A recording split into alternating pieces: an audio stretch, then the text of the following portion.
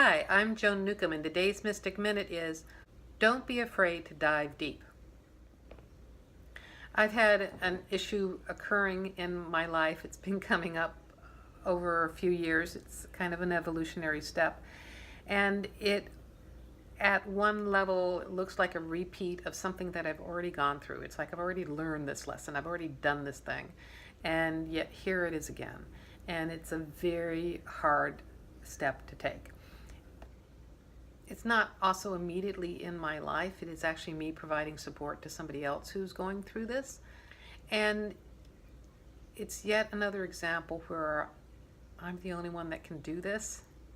I'm the one who can provide this service or this support. There's nobody else available, and it's just the right thing to do. So the sense that I have approaching it is that I just got to walk right into it, eyes wide open. And I can't imagine any other choice but to do that and to show up with my full integrity and to be of full support. However, I have observed when I've been in this situation before, other people just avoiding it. It's like they're just not there. They just don't respond to the email. They're just not going to do that. And I can't imagine how or why they would do that, except that maybe it's because I'm there doing it. I'm the one. I'm already doing it. We don't have to. She's doing it. In this situation, there isn't anyone else.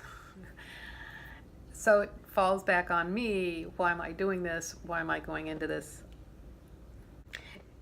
And I don't actually tend to look at the world in terms of learning lessons anymore, because I don't see the world as a school. It's as a playground of experiences. So if I lighten up from that perspective, it's here's another experience to do what I'm here to do, to express my purpose in this way, to provide this service. And not giving specifics for you, I want you to hear this for your own inspiration of where this is applying in your life, because if there's something that it's just really clear in your heart that you know this is your step to take, and you might be frightened to take it. You might be resistant to take it, but it might also be because you're frightened to take it. And it just goes so much easier if you just open your eyes and walk right through it. I'll tell you why, because if you resist it, it's going to show up somewhere else, because wherever you turn, like wherever you go, there you are. And when you resist something, it just keeps showing up. I've heard this expressed in ways that if you resist the lesson, the lesson gets harder. And I think it's if you resist the energy, your resistance makes the energy more dense. When you look at this from a greater perspective as consciousness, and this is just a world of experiences, an adventure game, you will encounter things along your path that have some density to it, but it doesn't mean that you just stop still or you try to switch your path to avoid that, traffic jam, road hazard, inclement weather. You drive through it with your awareness, and it's like, okay, I'm a skilled driver. I know how to drive on ice. I don't. That's an example.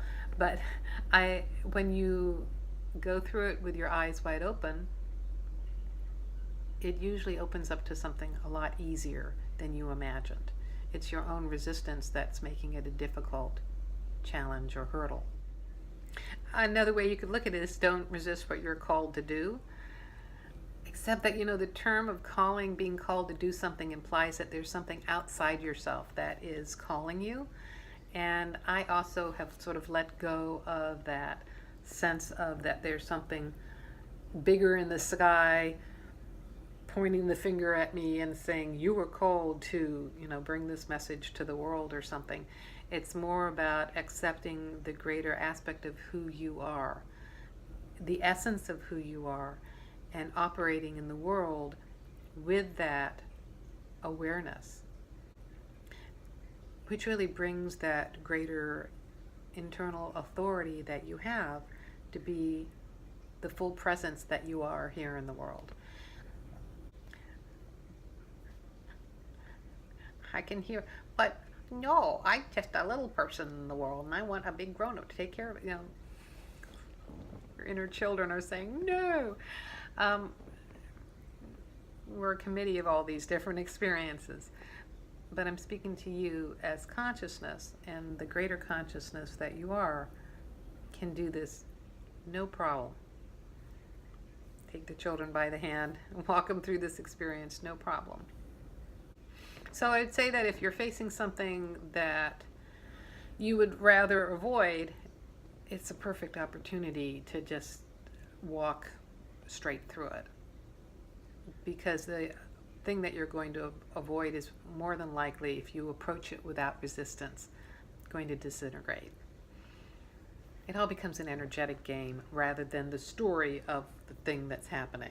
It's like making that encounter with that person that you haven't wanted to talk to for years. It's like when you see them, you find yourself giving a hug. Why am I hugging this person that I've had so many resentments in my head? It's like, well, that's just, it's part of the energy dissipating. Now, it also might be that you're facing a very big decision that is a fearful thing as well, and your body has every reason to feel fearful about it because your body's interpreting it as life or death. And it might actually feel like or be a life and death kind of decision. And yet again, another opportunity to stand and face it with your eyes wide open, because the greater aspect of you is beyond your physical body and its limitations of life and death. And within you, you have this greater wisdom that transcends the immediacy of your circumstances and the story of your history of your life. What unfolds from that will always be bigger than you can imagine. If you like these videos, you can subscribe to them on YouTube. You can also sign up below to get them in your inbox. If you want to know more, my website is joan-newcomb.com. I have a weekly radio show and podcast. I also write a weekly blog and newsletter. I have a monthly webinar. I do meetups around the Puget Sound in Seattle, Bellevue, Tacoma, and University Place.